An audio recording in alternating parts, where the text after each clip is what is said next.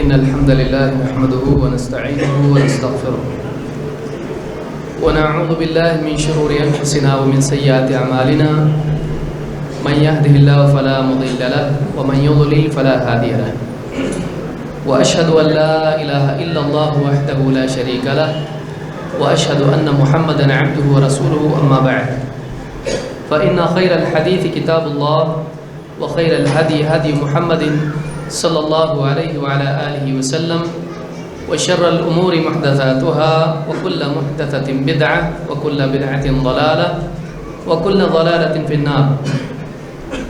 قال الله تبارك وتعالى واتبع سبيل من أناب إلي.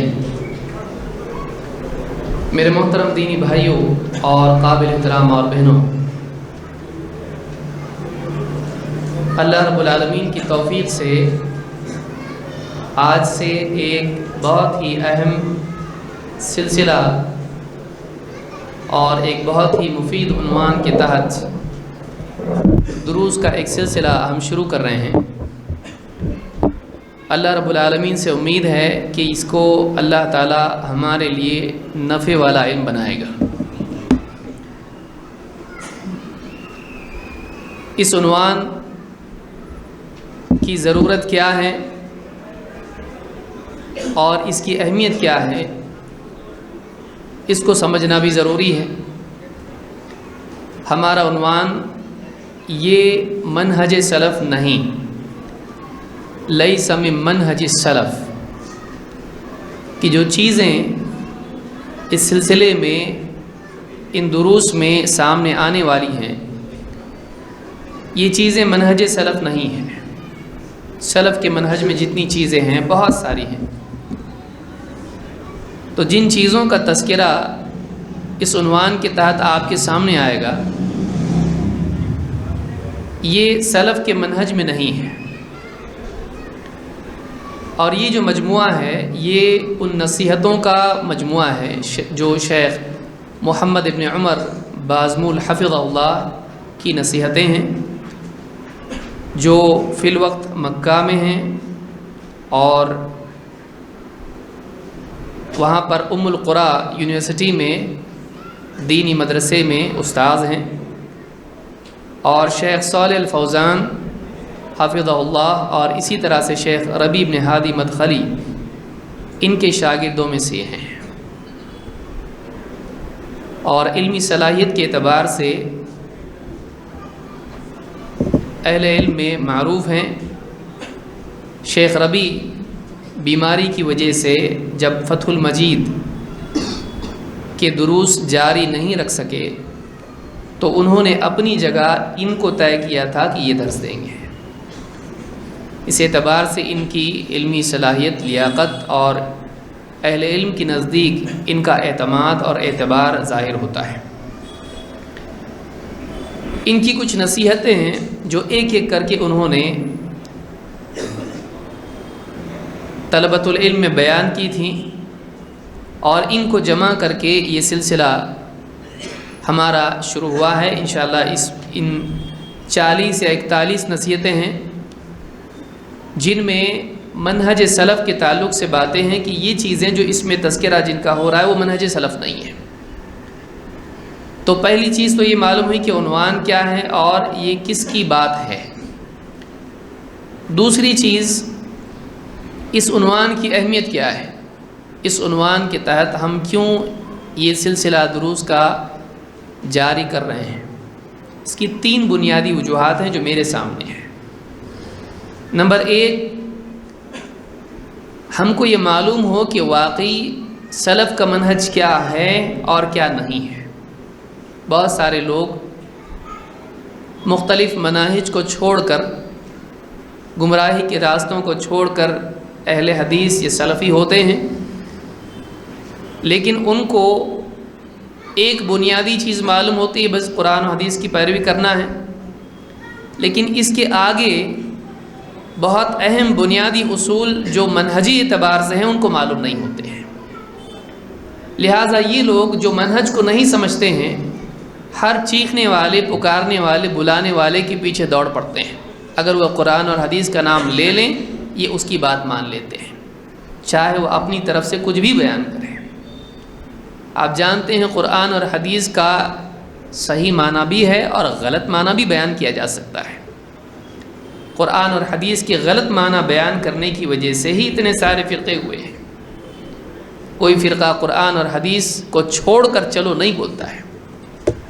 لہٰذا ایک طبقہ، بہت بڑا طبقہ ایسا ہے جو قرآن و سنت کی پیروی کی چاہت دل میں رکھتا ہے، لیکن قرآن اور سنت کے سمجھنے کے لیے اس کے پاس صحیح اصول نہیں ہے، صحیح منہج اس کو معلوم نہیں ہے۔ لہٰذا ان دروس کا ایک مقصد یہ ہے کہ طلبۃ العلم کو صحیح منہج اور غلط منہج معلوم ہو۔ دوسرا مقصد اس کا کیا ہے؟ دوسرا مقصد اس کا یہ ہے کہ بہت سارے لوگ منہج ہی کا سرے سے انکار کرتے ہیں۔ وہ کہتے ہیں بھئی قرآن و حدیث ہمارے لیے کافی ہے، یہ منہج تیسری چیز کہاں سے لایا آپ؟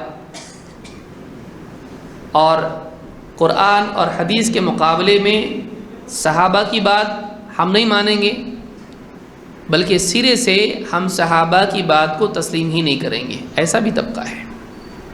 ہمارے لیے قرآن اور حدیث کافی ہے، اللہ اور اس کے رسول کے آگے یا اللہ اور اس کے رسول کو کے علاوہ ہم کسی اور کی نہیں مانتے ہیں، بس جو بھی ہے وہ قرآن اور حدیث، سلف نہیں۔ ایسے لوگوں کے لیے یہ دروس ہیں جن سے وہ سمجھیں کہ واقعی سلف کا منہج بھی ضروری ہے، اور سلف کا منہج کیا ہے، اس کی کیا اہمیت ہے، اس کی کیوں ضرورت ہے، خصوصاً اس دور میں جس میں اختلافات بہت بڑھ گئے ہیں۔ اور اللہ کے نبی صلی اللہ علیہ وسلم نے، جیسا کہ آپ دیکھیں گے، اختلاف کے دور ہی میں سلف کے منہج کی پیروی کی تلقین کی تھی۔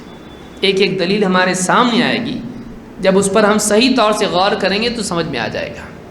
تو دوسری وجہ یہ ہے کہ بہت سارے لوگوں کے نزدیک منہج سلف کی سرے سے اہمیت نہیں ہے، بلکہ بعض لوگ اس کا انکار کرتے ہیں، اس کو ضروری نہیں سمجھتے بلکہ اس کو چھوڑتے ہیں۔ ان کے سامنے سلف کے منہج کی اہمیت واضح ہو، اس کے لیے بھی یہ دروس ہے۔ یہ ہوئی دوسری وجہ۔ نمبر 3، جو کہ ایک بہت اہم وجہ ہے، اچھا خاصا ایک بڑا طبقہ آج ایسا ہے جس کی دعوت سلفی دعوت نہیں ہے، لیکن نوجوانوں کو اپنی طرف متاثر کرنے، متوجہ کرنے کے لیے وہ کہتا ہے ہم بھی اہل حدیث ہیں، ہم بھی سلفی ہیں، لیکن اس کی دعوت، اس کا منہج کچھ اور ہے۔ لیبل لگانے سے چیز بدل نہیں جاتی ہے۔ اب دیکھیے اللہ کے نبی صلی اللہ علیہ وسلم نے فرمایا تھا کہ بعد کے دور میں، آخری زمانے میں، لوگ شراب کا نام بدل کے اس کو حلال کر لیں گے۔ تو شراب کا نام اگر بدل دیا جائے، شربت رکھ دیا جائے تو وہ حلال ہو جائے گی؟ نام اچھا رکھنے سے ایک غلط چیز صحیح نہیں ہو جاتی ہے۔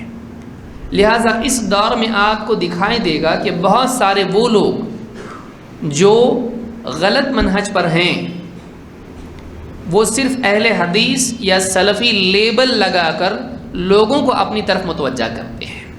ہم بھی اہل حدیث ہیں، لیکن ہم کو خلافت قائم کرنا ہے، اور اہل حدیث صرف طہارت اور نماز اور عقیدہ کب تک؟ اس سے آگے بھی کچھ ہے۔ اس سے آگے کیا ہے؟ خودکشی۔ اس سے آگے کیا ہے؟ جنگ و جدل، سازشیں اور بہت ساری خرافات۔ ایک طبقہ وہ بھی ہے جو آج اپنے آپ کو اہل حدیث یا سلفی منہج سے الگ کر کے دعوت نہیں دیتا ہے، کیونکہ اس کو معلوم ہے لوگ نہیں آئیں گے۔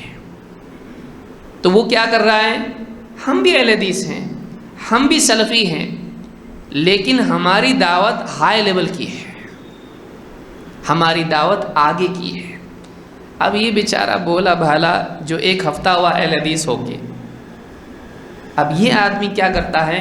بولتا یہ بھی اہل حدیث ہے، یہ بھی قرآن کی بات کر رہا ہے، یہ بھی حدیث کی بات کر رہا ہے، لیکن یہ امت کا درد رکھتا ہے اور امت کے مسائل حل کرنے کی بات کرتا ہے، اور ہمارے مولوی بہت سارے جو ہیں یہ بس پیشاب پاخانے کے، نماز کے اور روزے کے اور حیض اور نفاس کے مسائل میں پھنسے ہوئے ہیں۔ یہ امت کے بڑے مسائل کی بات کر رہا ہے، یہ سیریا کی بات کر رہا ہے، یہ ایران کی بات کر رہا ہے، یہ یمن کی بات کر رہا ہے، یہ عراق کی بات کر رہا ہے، اور یہ سعودی عرب کی بات کر رہا ہے۔ تو یہ تھوڑا اوپر کے لیول کی بات کر رہا ہے، لہٰذا آدمی بعض اوقات دھوکے میں آ جاتا ہے اس کے لیبل کی وجہ سے۔ وہ اپنے آپ کو اہل حدیث کہہ رہا ہے، وہ سلفی کہہ رہا ہے۔ ان دروس کا مقصد یہ ہے کہ ہم کو معلوم ہو کہ یہ منہج سلفی نہیں ہے، تو جو بول رہا ہے وہ سلفی منہج کے خلاف ہے۔ اب معلوم پڑے گا سلفی کون ہے کون نہیں ہے۔ ہاں ان دروس کا مقصد یہ نہیں ہے کہ آپ اپنے ہاتھ میں ایک ربر سٹیمپ لے لو اور لوگوں کے اوپر آپ ٹھپے لگانا شروع کر دو، یہ سلفی ہے یہ سلفی نہیں ہے۔ ان کا یہ مقصد نہیں ہے۔ ان دروس کا مقصد اپنی حفاظت ہے۔ ان دروس کا مقصد یہ ہے کہ ہمیں معلوم ہو جائے کہ کیا سلفی منہج ہے اور کیا سلفی منہج نہیں ہے۔ تو یہ 3 باتیں میں نے بیان کی، ان کو یاد رکھیں۔ ایک تو یہ کہ خود ہم کو معلوم ہو سلفی منہج کیا ہے۔ صرف قرآن و حدیث کی پیروی کرنا اتنا ہی کافی نہیں، اس کے بعد بھی تو ہے، ورنہ اللہ تعالیٰ صرف اتنا کہتا قرآن حدیث کی پیروی کرو، نہیں، اللہ نے اور بھی کچھ بیان کیا ہے۔ دوسری چیز،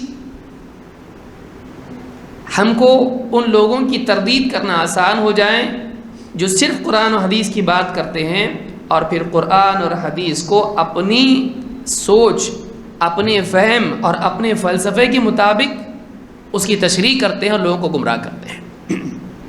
3، بہت سے وہ لوگ جو سلفیت اور اہل حدیثیت کے تحت غلط دعوت چلاتے ہیں، ان کی اس غلط دعوت کو پکڑنا آسان ہو جائے، ان کو نصیحت کرنا آسان ہو جائے، ان کو سمجھانا آسان ہو جائے کہ بھائی تو جو بول رہا ہے یہ سلفی منہج نہیں ہے۔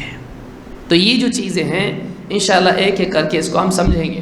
جو نوٹس آپ کے سامنے ہیں اس میں صرف نصیحتیں ہیں، ان کی دلیلیں اور تفصیلی باتیں ایک ایک کر کے ایک ایک درس میں آئیں گی۔ میرا ارادہ تو یہ تھا کہ ایک ایک بات پر پورا مستقل ایک درس ہو، لیکن جب میں نے حساب لگایا اس میں تو آپ دیکھیں گے اگر 40 درس اس پہ ہوتے ہیں کم سے کم، اگر ایک درس 2 نہ بنے تو 40 درس کے لیے تقریباً پونا سال نکل جاتا ہے، بلکہ 1 سال کے قریب ہو جاتا ہے۔ اور قوم کا حال یہ ہے کہ قوم جب پوچھا جائے، بتایا جائے کہ فلاں عنوان پر ایک سلسلہ یا کورس شروع ہونے والا ہے، پہلا سوال قوم کا یہ ہوتا ہے کتنا ڈیوریشن اس کا ہے۔ تو اس وجہ سے میں نے سوچا کہ نہیں، اس کو زیادہ طویل نہیں کریں گے بلکہ اس کو مختصر ہی رکھیں گے اور کوشش کریں گے کہ 2-3 مہینوں میں یہ مکمل ہو جائے۔ اللہ کرے آسانی سے ساری باتیں بھی ہو جائیں اور وہ مکمل بھی ہو جائے۔ اور اس کے بعد اور بھی انشاءاللہ سلسلہ شروع ہوگا خوارج کے سلسلے میں، یا اسی طرح سے اور بھی عناوین ہیں عقیدے کے، انشاءاللہ ان کو بھی ہم دیکھیں گے۔ تو بہرحال یہ ایک یعنی مقدمہ یا بنیادی بات تھی جس کو میں نے بتانا ضروری سمجھا، اور یہ منہج سلف نہیں، لیس من منہج السلف، اس عنوان کے تحت ہم کچھ برائیاں دیکھیں گے جس سے معلوم ہوتا ہے کہ یہ چیزیں سلف کے منہج میں سے نہیں ہیں۔ کوئی آدمی کہہ سکتا ہے کہ کیا سلف کا منہج ہے وہ بتاؤ نا، یہ کیوں بتا رہے کہ یہ سلف کا منہج نہیں ہے؟ تو اس کا جواب یہ ہے کہ آپ جانتے ہیں کہ کیا صحیح ہے یہ جاننا جہاں ضروری ہے، وہیں یہ جاننا بھی ضروری ہے کہ کیا صحیح نہیں ہے۔ اللہ تعالیٰ نے قرآن کریم میں امت کے بارے میں کیا فرمایا؟ تأمرون بالمعروف وتنہون عن المنکر، تم بھلائی کی تاکید کرتے ہو اور برائی سے روکتے ہو۔ لہٰذا جہاں انسان کو بھلائی بتانا ضروری ہے، اور کئی دروس ہو چکے ہیں اس سلسلے میں سلفی منہج کیا ہے، وہیں یہ بھی ضروری کہ سلفی منہج کیا نہیں ہے۔ اور آپ جانتے کہ حذیفہ رضی اللہ تعالیٰ عنہ اللہ کے نبی صلی اللہ علیہ وسلم کے بارے میں کہتے ہیں کہ صحابہ آپ صلی اللہ علیہ وسلم سے، بہت سارے صحابہ خیر کی بات پوچھتے تھے اور میں آپ سے شر کے بارے میں پوچھتا تھا اور مقصد میرا تھا کہ شر مجھے معلوم ہو جائے تاکہ میں اس شر میں واقع نہ ہوں۔ ایک آدمی کو اگر معلوم ہو کہ کہاں گڑھا ہے، ٹھیک ہے یہ راستہ ہے، معلوم ہونا چاہیے کہ کہاں راستہ ہے، یہ بھی تو معلوم ہونا چاہیے کہ کہاں گڑھا ہے تاکہ میں اس گڑھے میں نہ گر جاؤں۔ تو کیا سلفی منہج ہے؟ جہاں یہ معلوم ہونا ضروری ہے وہیں یہ معلوم بھی ہونا ضروری ہے کہ کیا سلفی منہج نہیں ہے، تاکہ کہیں ایسا نہ ہو کہ ہم دھوکے میں رہیں، ایک چیز کو سلفی منہج ہم سمجھتے رہیں اور وہ معلوم پڑے کہ وہ منہج ہمارا ہے ہی نہیں، ایک چیز کو ہم حق مانتے رہیں اور بعد میں پتہ چلے زندگی ہماری گزر جائیں اور اخیر میں جا کے معلوم ہو کہ ہم جس کے اوپر محنت کرتے رہیں وہ صحیح نہیں تھا، وہ غلط منہج تھا۔ پھر واپس آدمی اپنی زندگی میں توبہ تو کر سکتا ہے لیکن وہ زمانہ اپنا نہیں پا سکتا جو نکل گیا، اس کا تدارک نہیں کر سکتا ہے جو غلطیاں اس نے کی۔ لہٰذا ایک انسان کے لیے جاننا ضروری ہے کہ کیا سلفی منہج نہیں ہے۔ ضمناً ہم اس میں دیکھتے چلے جائیں گے کہ یہ منہج سلفی نہیں ہے اور یہ سلف کا منہج ہے، تاکہ بات اپنی جگہ مکمل ہو جائے۔ ٹھیک ہے، آئیے شروع کرتے ہیں۔ نمبر 1، پہلی چیز یہ ہے، شیخ محمد ابن عمر بازمل حفظہ اللہ فرماتے ہیں، اور پہلا نقطہ یہ ہے کہ سلف کا منہج کیا ہے، منہج سلف کیا ہے، اس کے معنی کیا ہیں اور اس کی اہمیت کیا ہے۔ منہج سلف کے معنی کیا ہے، یعنی منہج کا مطلب کیا ہے، سلف کا مطلب کیا ہے، سلف کا منہج اس کا مطلب کیا ہے اور اس کی اہمیت کیا ہے۔ فرماتے ہیں المنہج هو السبیل والطریق الواضح والمراد هنا الطریقة والخطة المرسومة الواضحة التي يجرى عليها للوصول إلى معرفة ما، والسلفي نسبة إلى السلف، وكل من تقدمك من آبائك وقرابتك هم سلفك، وجمعها سلاف وأسلاف، والمراد هنا ما كان عليه الرسول صلى الله عليه وسلم وأصحابه رضي الله عنهم ومن تبعهم بإحسان، فالمنهج السلفي هو الطريق التي يحصل بها تحقيق المتابعة لما كان عليه الرسول صلى الله عليه وسلم وأصحابه، أو هو السير على طريقة الصحابة في اتباعهم للرسول صلى الله عليه وسلم والأخذ بالأثر۔ کیا مطلب ہے؟ آئیے سمجھتے ہیں۔ کہتے ہیں منہج سے مراد راہ اور واضح راستہ ہے۔ لفظ منہج کا مطلب کیا ہے؟ واضح راستہ، کلیئر روڈ یا پاتھ، اسٹریٹ پاتھ یا سیدھا راستہ، ایسا راستہ جس میں کوئی کنفیوژن نہ ہو۔ یہاں کہتے ہیں یہاں منہج سے مراد وہ طرز عمل اور طے شدہ واضح خاکہ ہے جس کے ذریعے کسی چیز کی معرفت تک پہنچنے کے لیے چلا جائے، اور سلفی سلف کی طرف نسبت ہے۔ سلفی کا مطلب ہوتا ہے جس کا رشتہ تعلق نسبت سلف سے ہو، تمہارے آبا و اجداد میں سے جو لوگ تم سے پہلے گزر گئے وہ تمہارے سلف ہیں، اور اس کی جمع سلاف اور اسلاف ہے۔ یہاں سلفی منہج سے مراد وہ راستہ ہے جس پر رسول صلی اللہ علیہ وسلم اور آپ کے صحابہ اور وہ لوگ تھے جنہوں نے ان صحابہ کی بہترین طور پر پیروی کی۔ لہٰذا سلفی منہج وہ طریقہ ہے جس کے ذریعے نبی صلی اللہ علیہ وسلم اور آپ کے صحابہ کی حقیقی پیروی ہو سکے، یا یوں کہیے کہ رسول صلی اللہ علیہ وسلم کی پیروی کرنے اور آپ صلی اللہ علیہ وسلم کے نقش قدم پر چلنے کے سلسلے میں صحابہ کرام کے طریقے پر چلنے کا نام سلفی منہج ہے۔ یہ سلفی منہج کا یا اس کی تعریف یا اس کا ایکسپلینیشن یا ڈیفینیشن اس کی ہے، اس کے معنی و مراد ہے۔ آئیے اس کو ہم سمجھنے کی کوشش کرتے ہیں تفصیل کے ساتھ میں۔ نمبر 1، لفظ منہج کے کیا معنی ہے؟ عربی زبان میں منہج کا لفظ واضح راستے کے لیے آتا ہے، اور کئی الفاظ ہیں، منہج، نہج، اور منہاج، یہ تینوں لفظ اس میں ہیں، منہج، منہاج اور نہج۔ قرآن کریم میں یہ لفظ آیا ہے۔ اللہ تعالیٰ سورہ المائدہ آیت نمبر 48 میں فرماتا ہے لِكُلٍّ جَعَلْنَا مِنْكُمْ شِرْعَةً وَمِنْهَاجًا، لِكُلٍّ جَعَلْنَا مِنْكُمْ شِرْعَةً وَمِنْهَاجًا، ہم نے تم میں سے ہر ایک کے لیے، مختلف قومیں گزریں، مختلف امتیں گزریں، ہم نے ہر ایک کے لیے شرع اور منہاج مقرر کی ہے۔ یہاں پر اللہ تعالیٰ نے منہاج کا لفظ ذکر کیا ہے، قرآن کریم میں لفظ منہاج آیا ہے۔ ابن عباس رضی اللہ تعالیٰ عنہ اس آیت کی تفسیر میں فرماتے ہیں شرعۃ و منہاجا کے مطلب ہے، کہتے ہیں سبیلا و سنہ۔ شرع کے معنی سبیل کے ہیں اور منہاج کے معنی سنہ کے ہیں۔ سنت کا کیا مطلب ہوتا ہے؟ السنت المسلوک، یا سنہ کے معنی ہوتے ہیں الطریق المتبع یا الطریقۃ المسلوکہ، ایسا راستہ جس پر چلا گیا ہو یا چلا جائے، جس پر کوئی چلا ہو اس راستے کو سنت کہتے ہیں۔ اور سبیل یہ شرع کے لیے ہوتا ہے، شرعۃ و منہاج ہے، تو منہاج کے معنی ہوتے ہیں ایسا راستہ جس پر کوئی چلا ہو، ایسا واضح راستہ جس پر چلنا چاہیے۔ ابن عباس اس کی تفسیر سبیل و سنہ کے طور پر کرتے ہیں۔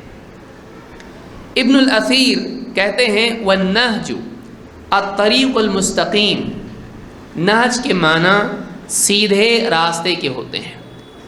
تو نہج کا لفظ منہج اور منہاج ہی کے معنی میں آتا ہے اور اس کا مطلب ہوتا ہے سیدھا راستہ۔ تو اس سے ایک چیز سیکھ لیں کہ منہج کے معنی سیدھے اور واضح راستے کے ہوتے ہیں، ایسا راستہ جس پر چلا جائے جو سیدھا ہو اور جس میں کسی قسم کی کوئی تلبیس نہ ہو، کنفیوژن نہ ہو، اس میں کوئی کنفیوژن نہ ہو۔ النہایہ فی غریب الحدیث والاثر میں ابن الاثیر نے یہ معنی بیان کیے ہیں۔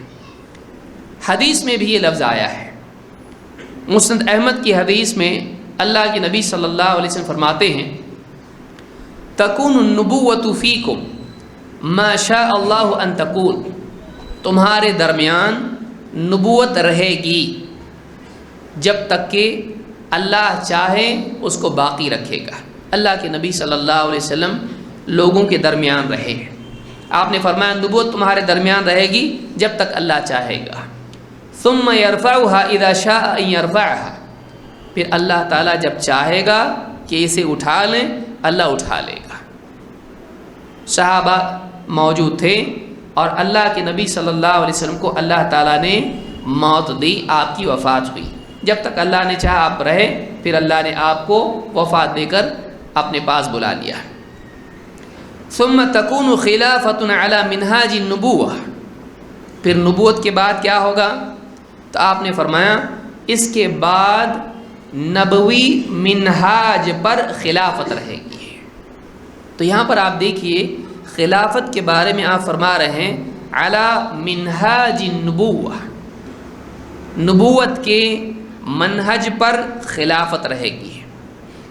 خلیفہ جو بعد میں آئے گا وہ اس راستے پر ہوگا جس پر نبی صلی اللہ علیہ وسلم تھے۔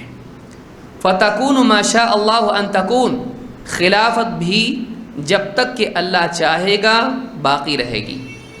پھر ثم يرفعها اذا شاء اللہ ان يرفعها، پھر اللہ تعالیٰ جب چاہے گا اس کو بھی اٹھا لے گا۔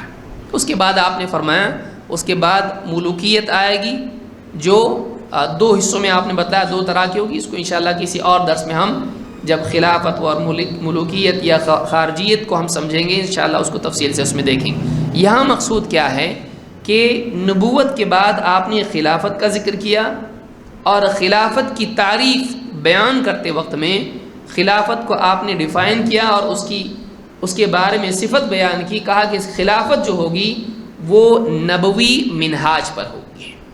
تو منہج کا لفظ کوئی عجوبہ نہیں ہے، وہ ایک ایسی چیز نہیں ہے جو قرآن و حدیث کے باہر سے کہیں سے گھسیٹ کے دین میں لائی گئی ہو۔ منہاج اور منہج کا تذکرہ خود قرآن و سنت میں ہم کو ملتا ہے۔ ایک آیت ہم نے دیکھی اور ایک حدیث اللہ کے نبی صلی اللہ علیہ وسلم کی ہم نے دیکھی، اور یہ حدیث صحیح ہے۔ شیخ الالبانی نے الصحیحہ میں حدیث نمبر 5 پر اس کو ذکر کیا ہے۔ کیا عقیدہ اور منہج ایک ہی ہے؟ بہت سارے لوگ دونوں کو ایک سمجھتے ہیں، دونوں ایک نہیں ہیں۔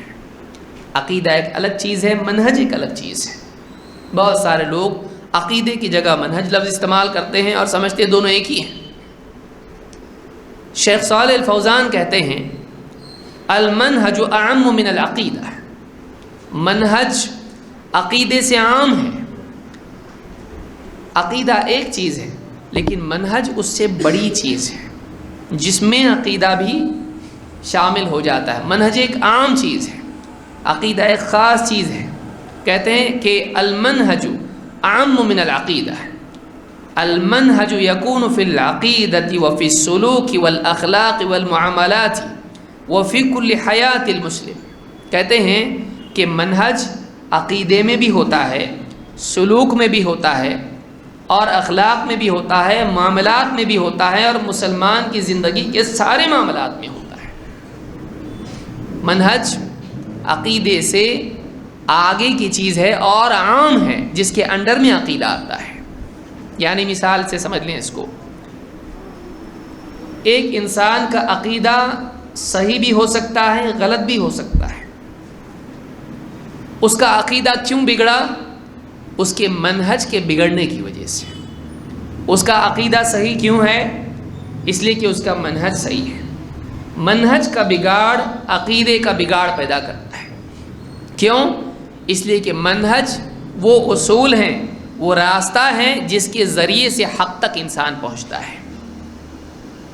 اب ایک آدمی کا راستہ ہی غلط ہے تو اب وہ آدمی جہاں پہنچے گا صحیح منزل پہ پہنچے گا نہیں۔ لہذا عقیدہ، احکام، اخلاق، سلوک، معاملات، ان سب میں منہج ہوتا ہے۔ اگر آدمی کا منہج صحیح ہو تو آدمی کے اخلاق صحیح ہوں گے، اگر منہج غلط ہے تو اخلاق بھی غلط ہے۔ کیوں؟ دین کو سمجھنا کیسے، اس کے لیے منہج ضروری ہے۔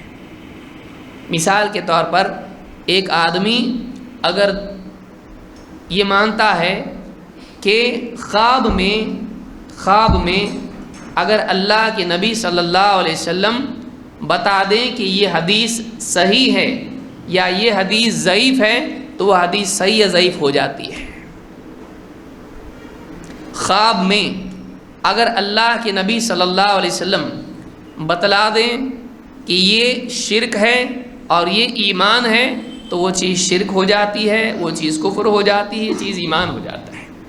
اب اس کا کیا ہے؟ یہ منہج ہے کہ اگر خواب میں اللہ کے نبی صلی اللہ علیہ وسلم کسی کے آ کے حلال و حرام، شرک اور کفر اور ایمان، صحیح اور ضعیف، حق اور باطل بتاتے ہیں تو وہ ایسی چیز ہو جاتی ہے۔ یہ اس کا منہج ہے۔ اب اس منہج کی وجہ سے کیا اس کے عقائد پر اثر نہیں پڑے گا؟ پڑے گا۔ کوئی چیز ہو سکتا ہے قرآن و سنت کی روشنی میں شرک ہو، درگاہ پہ جا کے سجدہ کرنا، قبر پر جا کر سجدہ کرنا، یہ شرک ہے۔ لیکن خواب میں اس نے دیکھا کہ فلاں اللہ والے انہوں نے کہا کہ ایسا کر، کعبہ میں بیٹھ کے بتایا انہوں نے کہ جا اور درگاہ پہ جا کے سجدہ کر، یہ تیرا کام ہو جائے گا اور تو جنت میں چلا جائے گا۔ اس کا منہج ہے، اس کا اصول ہے کہ اگر خواب میں جبہ پہن کے کوئی اللہ والے بڑی داڑھی اگر وہ بتاتے ہیں کعبہ میں بیٹھ کے تو بات حق ہوتی ہے۔ تو اب کیا ہوگا؟ اس کا عقیدہ بگڑ جائے گا اور جا کے قبر پہ سجدہ کرے گا۔ عقیدہ کیوں بگڑا؟ عقیدہ لینے کے اصول کے غلط ہونے کی وجہ سے۔ ایک انسان کا اگر اصول غلط ہو، اس اصول کا اثر عقیدے پہ پڑے گا۔ کوئی آدمی اگر اس کا اصول، اس کا منہج یہ ہے کہ اگر میرا دل ایک چیز پر مطمئن ہو جائے اور اس میں مجھ کو فائدہ ہو جائے، تو جس چیز سے فائدہ ہوتا ہے وہ باطل کیسے ہو سکتی ہے؟ اب وہ آدمی گیا درگاہ کے اوپر اور اولاد مانگی اور اولاد ملی، دیا اللہ نے، لیکن اس کا منہج غلط ہے کہ اگر ایک چیز سے فائدہ ہوتا ہے تو وہ غلط نہیں ہو سکتی ہے۔ یہ کیا ہے؟ اس کا منہج، اس کا اصول ہے۔ اب یہ اصول غلط ہونے کی وجہ سے وہ آدمی قبر پرستی میں بھی مبتلا ہو جائے گا۔ اگر ایک آدمی، اس کا اصول یہ ہے، اس کا منہج یہ ہے کہ اگر حدیث قرآن سے ٹکراتی دکھائی دے تو اس حدیث کا انکار کرنا چاہیے، تو ایسا انسان نبی صلی اللہ علیہ وسلم کے کئی حکموں کی خلاف ورزی، نہ صرف خلاف ورزی بلکہ اس کا انکار کر دے گا، اور کئی فرائض کا تارک ہو جائے گا، کئی فرض چیزوں کا نہ صرف چھوڑنے والا ہوگا بلکہ وہ فرض چیز کا انکار کرنے والا بن جائے گا۔ کیوں؟ اس لیے کہ اس کا منہج یہ ہے کہ قرآن کے خلاف اگر حدیث دکھائی دے اس کو چھوڑ دو۔ اب کیا ہوا؟ اس کا منہج غلط ہے۔ اس منہج کے بگاڑ کی وجہ سے وہ حدیث کا منکر ہو جائے گا۔ اس منہج کے بگاڑ کی وجہ سے، غلط اصولوں کے اوپر چلنے کی وجہ سے وہ آدمی کیا ہوگا؟ شرک میں مبتلا ہو جائے گا، کئی گناہوں کا مرتکب ہو جائے گا، کئی گناہوں میں مبتلا ہو جائے گا، کئی حرام کاموں کا کرنے والا ہوگا۔ تو یہ منہج کا بگاڑ ہے۔ اگر ایک انسان اپنی زندگی میں غلط اصولوں کو اپنا رہنما بنا لے تو ایسے آدمی کا عقیدہ بھی بگڑے گا، حلال حرام میں بھی غلطی کرے گا، عبادات میں بھی غلطی کرے گا، عبادات میں بھی وہ غلطی کرے گا۔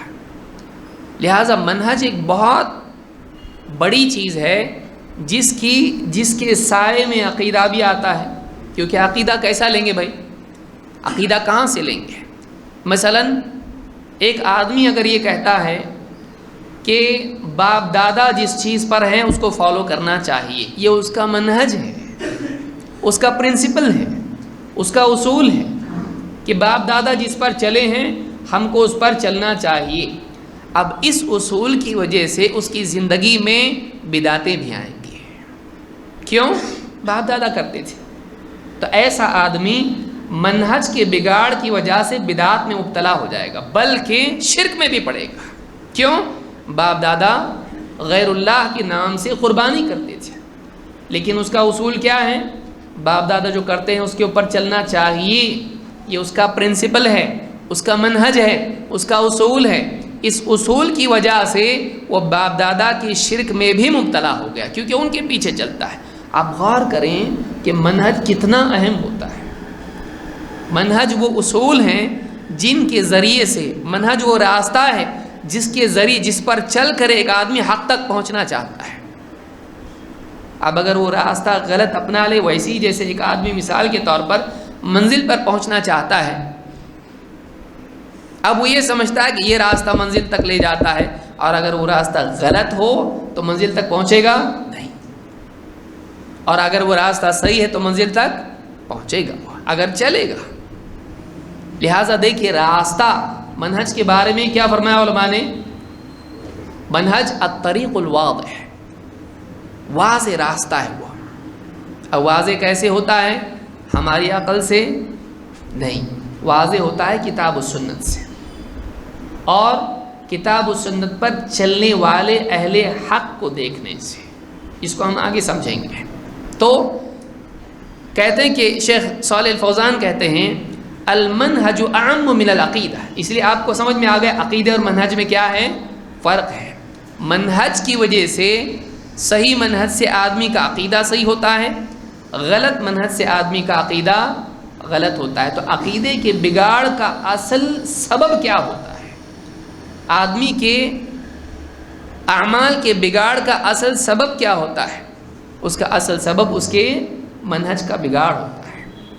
یہ کئی لوگ آپ دیکھیے، پیر صاحب اگر کہیں تو یہ بات حق ہوتی ہے، اب اس کا منہج ہے کہ پیر صاحب کی بات ماننا چاہیے، اصول ہے کہ پیر کے ہاتھ میں ہاتھ دے دیا، جو بولے وہ کرنا چاہیے، سمجھ میں آئے یا نہ آئے، اب پیر اگر عورتوں سے بھی کہے پاؤں دباؤ تو دبائیں گے، حرام کاری میں مبتلا ہو جائیں گے۔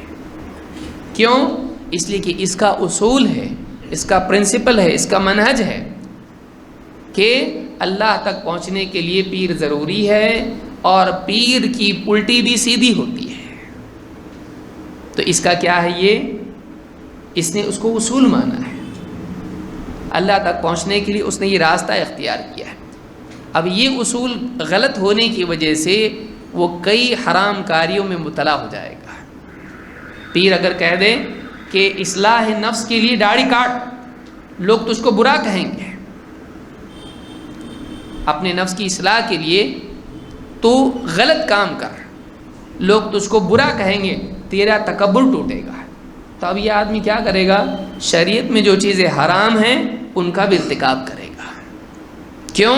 اس لیے کہ اس کا اصول ہے۔ دیکھیے سلوک میں جیسے شیخ صالح الفوزان کیا کہہ رہے ہیں، وہ سلوک میں بھی آتا ہے کہ تزکیہ نفس کے لیے، اپنے نفس کی اصلاح کے لیے آدمی کون سا راستہ اپنا ہے۔ اب کتنے لوگ گمراہ ہو گئے صوفیت میں، کیونکہ ان کا اصول کیا ہے؟ پیر جو بولے وہ کرنا ہے، اپنا پیر جو بتا رہا ہے اسی کو سننا، باقی کسی کی نہیں سننا۔ حتیٰ کہ قرآن و سنت کی بات چھوڑ دو، پیر بولے تو بھی چھوڑنا چاہیے۔ دلیل کیا ہے؟ خضر اور موسیٰ علیہ السلام کا واقعہ ہے۔ انہوں نے اس کو غلط سمجھا اور ایک اصول بنا لیا کہ نبی کے بھی مقابلے میں زیادہ بڑی بات ہوتی ہے پیر کی۔ انہوں نے یہ دیکھا خضر ولی ہے، موسیٰ علیہ السلام نبی ہے، اور نبی کو اللہ نے بھیجا ولی کے پاس، حالانکہ خضر بھی نبی ہے۔ راجح قول کے مطابق خضر اللہ کے نبی تھے، موسیٰ علیہ السلام بھی اللہ کے نبی تھے، رسول تھے۔ اللہ تعالیٰ نے ایک نبی کو دوسرے کے پاس بھیجا، لیکن اب انہوں نے کیا سمجھا کہ خضر ولی اور موسیٰ علیہ السلام نبی، تو نبی کو ولی کے پاس بھیجا گیا، تو ولی نبی سے بڑھ کے ہوتا ہے۔ تو آج جو ولی ہے اگر وہ نبی کے بات کے مقابلے میں کچھ بولتا ہے اس کی بات کو کنسیڈر کیا جائے گا۔ موسیٰ علیہ السلام کے پاس وہ علم تھا جو کتاب والا ہے، اس کے پاس کون سا علم ہے؟ دل والا علم ہے، علم لدنی۔ یہ علم لدنی ہے، یہ سیکرٹ نالج ہے۔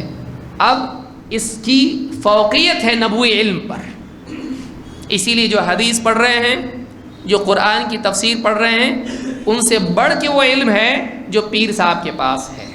تو پیر اگر کچھ بولتا ہے اس کو زیادہ کنسیڈر کریں گے، اس لیے کہ وہ اور اوپر کی بات بول رہا ہے۔ موسیٰ علیہ السلام کو نہیں سمجھا تو پھر ہم کو کیسے سمجھے گا بھائی؟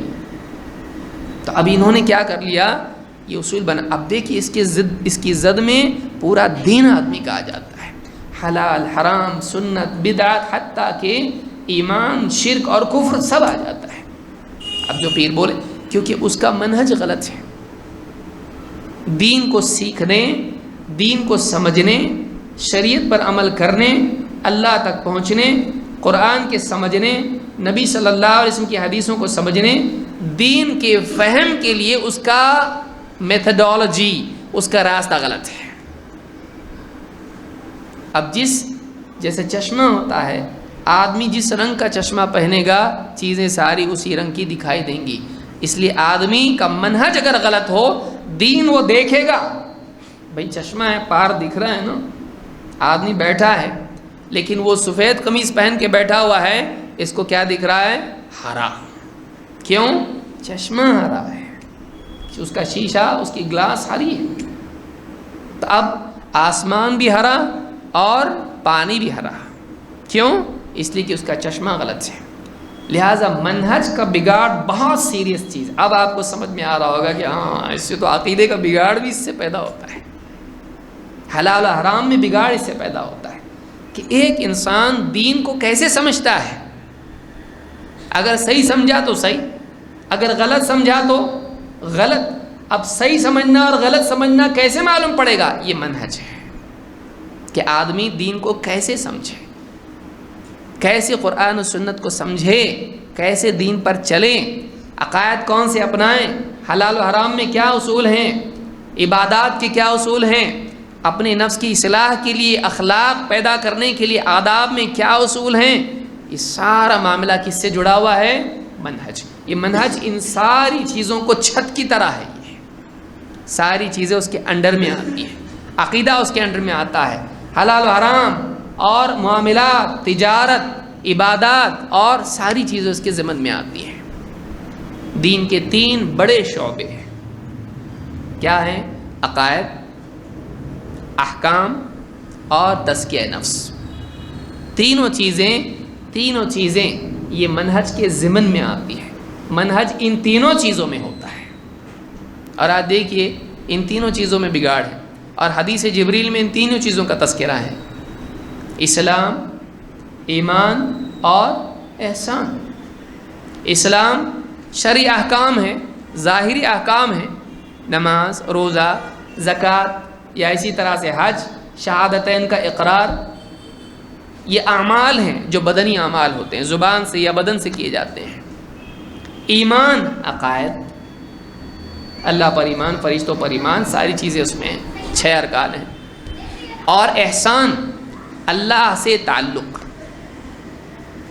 اللہ کا تقرب اور دین میں عبادات و احکام و اعمال کو بہترین بنانا. احسان، تزکیہ نفس، یہ تینوں جو شعبے ہیں، ان تینوں شعبوں میں منہج کا بگاڑ نقصان پہنچاتا ہے. تو شیخ صالح الفوزان کہتے ہیں المنہج یکون فی العقیدہ وفی السلوک. اللہ تک پہنچنے کا راستہ، اللہ کے قرب والا راستہ، اخلاق اور اپنی کردار کو بنانے والا آداب والا راستہ، والاخلاق والمعاملات، معاملات، ڈیلنگس، وفی کل حیات المسلم، اور مسلمان کی زندگی کے ہر معاملے میں منہج کا دخل ہوتا ہے. کل الخطۃ التی یسیر علیہ المسلم تسمى المنہج. ہر وہ خطہ، ہر وہ خاکہ، ہر وہ نقشہ جس پر ایک مسلمان چلتا ہے اس کو منہج کہتے ہیں.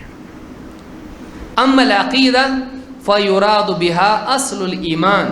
ہاں، جہاں تک کہ عقیدے کا معاملہ ہے، عقیدہ ایمان کی اصل کو کہتے ہیں.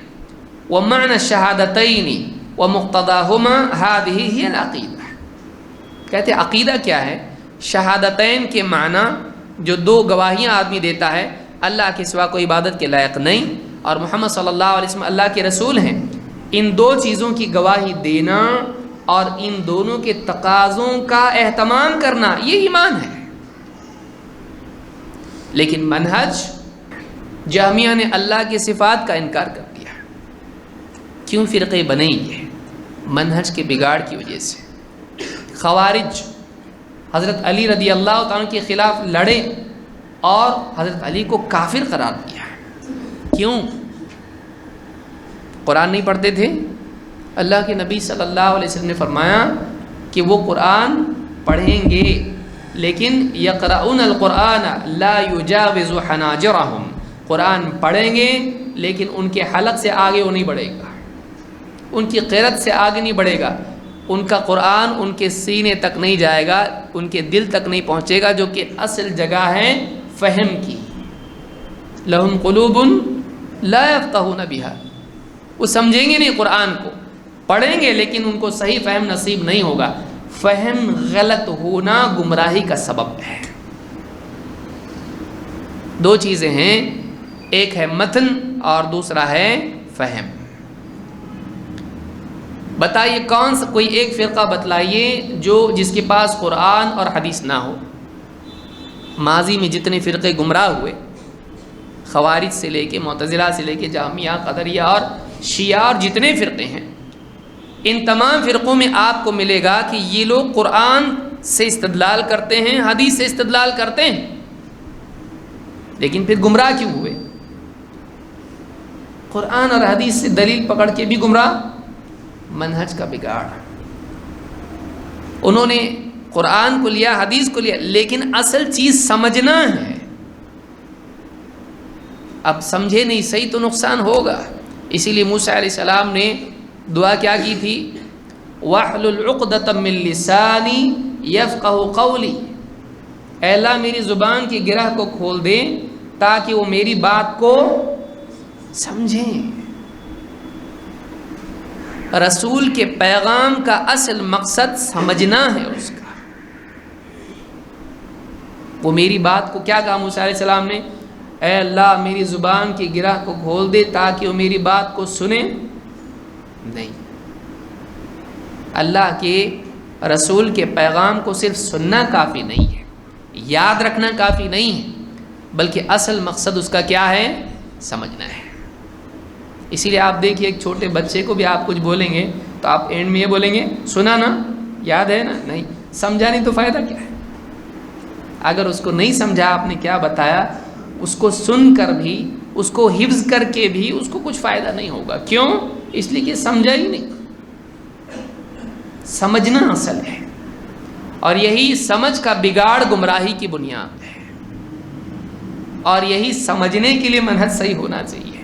اسی سمجھنے کے لیے ہم لوگ بیٹھے ہوئے ہیں کہ منہج اگر صحیح نہیں ہوگا تو آدمی دین کو غلط کو صحیح سمجھے گا، صحیح کو غلط سمجھے گا، اور یہ سمجھے گا کہ میں کوئی اچھا کام کر رہا ہوں۔ اللہ نے قرآن کریم میں کیا فرمایا؟ قُلْ هَلْ نُنَبِّئُكُمْ بِالْأَخْسَرِينَ أَعْمَالًا الَّذِينَ ضَلَّ سَعْيُهُمْ فِي الْحَيَاةِ الدُّنْيَا وَهُمْ يَحْسَبُونَ أَنَّهُمْ يُحْسِنُونَ صُنْعًا۔ اے نبی آپ کہیے ہم تم کو بتلائیں، هَلْ نُنَبِّئُكُمْ بِالْأَخْسَرِينَ أَعْمَالًا، کیا ہم تم کو بتلائیں کہ اعمال کے اعتبار سے سب سے زیادہ گھاٹے میں کون ہے؟ عمل کر کے بھی نقصان میں کون ہے؟ بالاخسرین، چھوٹا موٹا نہیں، سب سے زیادہ، ہر گھاٹا اٹھانے والے سے زیادہ گھاٹے میں کون ہے؟ اور وہ بھی عمل کر کے بھی۔ سب کچھ کرا لیکن پھر بھی سب کچھ کرنے کے بعد بھی گھاٹے میں ہے۔ کون ہیں یہ لوگ؟ یہ بدقسمت لوگ کون ہیں؟ الذین ضل سعیہم فی الحیات الدنیا، کہ ان کی دنیا میں کی ہوئی کوششیں سب برباد ہو گئیں، وہم یحسبون انہم یحسنون صنعا، اور وہ اسی بھرم میں پڑے رہے کہ ہم کچھ اچھا کام کر رہے ہیں۔ معلوم یہ ہوا یہ مصیبت کی جڑ ہے کہ ایک انسان یہ سمجھ رہا ہو کہ میں اچھا کر رہا ہوں لیکن وہ غلط کر رہا ہوں۔ یہ جو غلط فہمی ہے یہ نقصان ہے، لہذا فہم کا صحیح ہونا ضروری ہے۔ اور فہم صحیح کب ہوگا؟ جب آدمی کا منہج صحیح ہوگا۔ جب آدمی کا منہج صحیح ہوگا اس کا فہم صحیح ہوگا۔ دیکھیے آپ موٹی مثال دیکھیے، آپ اگر 9 نمبر ہے، اگر آپ الٹا ہو کے دیکھیں گے تو کیا دکھے گا؟ سمجھ میں آ رہی بات؟ کہ نمبر تو بدلا نہیں لیکن آپ کے پاس بدل گیا۔ کیوں؟ آپ کا دیکھنے کا زاویہ، اینگل بدل گیا۔ لہٰذا اگر انسان چیزوں کو صحیح طور پر دیکھے تو وہ چیزیں صحیح دکھتی ہیں، لیکن اگر الٹا ہو کے دیکھے تو پھر ساری دنیا کہے گی بھائی یہ 9 ہے، بولے گا نہیں 6 میں دیکھ رہا ہوں۔ اور یہی حال ہوتا ہے گمراہ فرقوں کا، جب اہل حق ان کو بتاتے ایسا نہیں ایسا ہے، بولتے نہیں میں اپنی آنکھ سے دیکھ رہا ہوں بھائی۔ لیکن اس کو اگر کہا جائے بھائی تو الٹا ہو کے دیکھ رہا، سیدھا ہو، نہیں ہوتا ہو۔ یہ مصیبت ہے۔ تو منہج کا بگاڑ یہ بہت بڑا نقصان پیدا کرتا ہے، اور آدمی کا عقیدہ، اعمال اور ساری زندگی کی ساری چیزیں اس کی بگڑ جاتی ہیں۔ تو یہ ہم نے دیکھا منہج۔ سلف کے کیا معنی ہیں؟ سلف کا لفظ بھی حدیث میں آیا ہے۔ اللہ کے نبی صلی اللہ علیہ وسلم نے ایک حدیث میں، جس کو امام مسلم نے کتاب الفضائل میں ذکر کیا ہے، آپ نے فرمایا ان اللہ عز وجل اذا اراد رحمت امت من عبادہ قبض نبیہا قبلہا۔ اللہ تعالیٰ اپنے بندوں میں سے کسی امت کے لیے جب خیر کا ارادہ کرتا ہے، رحمت کا ارادہ کرتا ہے، تو قبض نبیہا قبلہا، تو اس پوری امت کو موت دینے سے پہلے نبی کو اٹھا لیتا ہے، یعنی نبی کی روح قبض کر لیتا ہے۔ یعنی امت زندہ رہتی ہے اور اللہ تعالیٰ نبی کو وفات دے دیتا ہے۔ یہ امت کے لیے رحمت ہوتی ہے، ورنہ اللہ تعالیٰ نبی کو باقی رکھتا ہے اور قوم کو ہلاک کر دیتا ہے، جیسے کہ سارے نبیوں کے ساتھ میں ہوا کہ نبیوں کو بھیجا گیا، انہوں نے دعوت دی، اور پھر جب لوگوں نے نہیں مانا تو تو نبی کی زندگی ہی میں لوگوں کو ہلاک کر دیا جاتا ہے جو لوگ نہیں مانتے ہیں، اور کوئی باقی نہیں رہتا ہے۔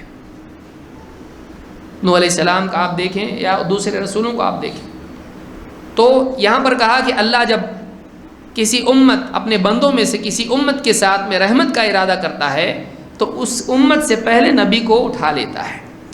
فَجَعَلَهُ لَهَا فَرَةً وَسَلَفًا بَيْنَ يَدَيْهَا، اور اللہ تعالیٰ اس نبی کو اس امت سے پہلے جا کر اس امت کے لیے معاملات کی درستگی کرنے والا بنا دیتا ہے۔ جیسے اللہ کے نبی صلی اللہ علیہ وسلم کیا فرمایا؟ انا فرطکم علی الحوض، میں حوض کوثر پر تم سے پہلے پہنچ کے سارے معاملات درست کروں گا، ساری سیٹنگ اور سب ٹھیک ٹھاک کروں گا، پھر تم لوگ آؤ گے۔ تو نبی کو اللہ پہلے اٹھا لیتا ہے، اور نبی کو اللہ تعالیٰ امت کے لیے سلف بناتا ہے۔ حدیث کے الفاظ کیا ہیں؟ فَجَعَلَهُ لَهَا فَرَةً وَسَلَفًا بَيْنَ يَدَيْهَا، کہ اللہ تعالیٰ امت سے پہلے نبی کو امت کا فرد اور سلف بنا دیتا ہے۔ فرد کا مطلب ہوتا ہے پہلے جا کے تیاری کرنے والا، اور سلف کا مطلب ہوتا ہے جو پہلے جائے،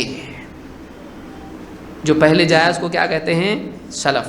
سلف کا مطلب بہت سارے لوگ سلف کہتے ہیں، سلف، بہت سارے لوگ کہتے ہیں سلفی، ہم سلفی ہیں، تو یہ سلفی نہیں، سلفی ہے۔ سلفی، سین پر بھی فتحہ ہے، لام پر بھی فتحہ ہے، جس کو ہمارے یہاں زبر کہتے ہیں۔ سین پہ بھی زبر ہے اور لام پہ بھی زبر ہے، سلفی۔ یا کہیں گے ایس کے بعد بھی اے ہے اور ایل کے بعد بھی اے ہے، ایس پہ بھی زبر ہے اور ایل پہ بھی زبر ہے، سلفی نہیں، سلفی۔ وہ سیلفی لینے والے بولیں گے، وہ الگ ہے، وہ سیلفی ہے، وہ سلفی۔ تو یہ سلف کا جو لفظ ہے، سلف یہ حدیث میں بھی آیا ہے، اور ہمارے سلف کون ہیں؟ اللہ کے نبی صلی اللہ علیہ وسلم، اور ہمارے سلف ہیں صحابہ، تابعین، تبع الاتباع، تبع تابعین، اور وہ جو ہم سے پہلے چلے گئے اس منہج پر جس پر صحابہ تھے۔ تو اللہ کے نبی صلی اللہ علیہ وسلم بھی ہمارے کیا ہیں؟ سلف ہیں۔ پہلی شخصیت ہمارے لیے سلف امت کے اعتبار سے نبی صلی اللہ علیہ وسلم، پھر صحابہ، تابعین اور تبع تابعین یا تبع الاتباع جس کو کہتے ہیں، یہ ہمارے سلف ہیں، اور پھر وہ جو ان کے نقش قدم پر چلے ہیں۔ تو یہ ہم نے آج دیکھا، نمبر ایک پہلی چیز ہم نے کیا سیکھی؟ نمبر ایک، منہج بہت ضروری ہے۔ منہج کا صحیح ہونا عقائد کو صحیح کرتا ہے، اعمال کو صحیح کرتا ہے، اور منہج کا بگاڑ، اگر آدمی کے منہج میں بگاڑ ہو تو بہت ممکن ہے اس کے عقیدہ بھی بگڑ جائے اور عبادات بھی بگڑیں، بدعات میں مبتلا ہو جائے۔ وہ کیوں؟ کس وجہ سے؟ اس کے اصول غلط ہیں، دین کو سمجھنے کے اصول غلط ہیں۔ منہج کا مطلب کیا ہے؟ واضح راستہ، راستہ جس کے ذریعے سے آدمی دین کو سمجھنے کے لیے پہنچنا چاہتا ہے منزل پہ، صحیح معنی تک پہنچنا چاہتا ہے دین کے، قرآن کے، حدیث کے، دین کو صحیح طور سے سمجھنے کے لیے، کہ نبی صلی اللہ علیہ وسلم کی پیروی کا حق ادا کرنے کے لیے، کہ ایک انسان کے دل میں یہ چاہت ہے کہ نبی کے راستے پر میں چلوں۔ تو نبی کے راستے پر سب سے پہلے کون چلا؟ صحابہ۔ تو صحابہ جو چلے ہیں، کیسے چلے؟ جیسا وہ چلے ویسا چلنے کی کوشش کرنا، اور وہ معلوم کرنا کہ کیسا چلے وہ، اس کا نام کیا ہے؟ منہج ہے۔ تو منہج اس راستے کو کہتے ہیں جس کے ذریعے سے ایک انسان حق کی معرفت حاصل کرتا ہے۔ منہج اس راستے کو کہتے ہیں جس کے ذریعے ایک انسان دین کی صحیح سمجھ یا دین کا صحیح فہم، دین کی صحیح انڈرسٹینڈنگ حاصل کرنے کی کوشش کرتا ہے اور اس پر چلتا ہے، اس کو منہج کہتے ہیں۔ اور سلف کس کو کہتے ہیں؟ جو ہم سے پہلے گزرے، ان کو کیا کہتے ہیں؟ سلف۔ اور جو سلف کے راستے پر چلتا ہے اس کو کیا کہتے ہیں؟ سیلفی سلفی ہے۔ ٹھیک ہے، آج کے لیے میں سمجھتا اتنا کافی ہے۔ اگلے درس میں ہم تفصیل سے اس کی دلیلیں دیکھیں گے کہ کیا سلف کے منہج کی پیروی ضروری ہے اور اس سے مراد کون ہے، اور قرآن و سنت میں اس کے لیے کیا دلیل ہے۔ یہ انشاءاللہ اگلے درس میں اس کو ہم دیکھیں گے۔ تو یہ کچھ بنیادی باتیں تھیں جو آج ہم نے دیکھی۔ انشاءاللہ مزید تفصیل سے اس کو ہم اگلے درس میں دیکھیں گے، پھر ایک ایک کر کے ہم دیکھیں گے کیا کیا سلف کا منہج نہیں ہے۔ اللہ رب العالمین ہم کو دین کا صحیح فہم عطا فرمائیں اور سلف کے منہج پر چلنے کی توفیق عطا فرمائیں۔ اقول ھذا واستغفر اللہ لی ولکم۔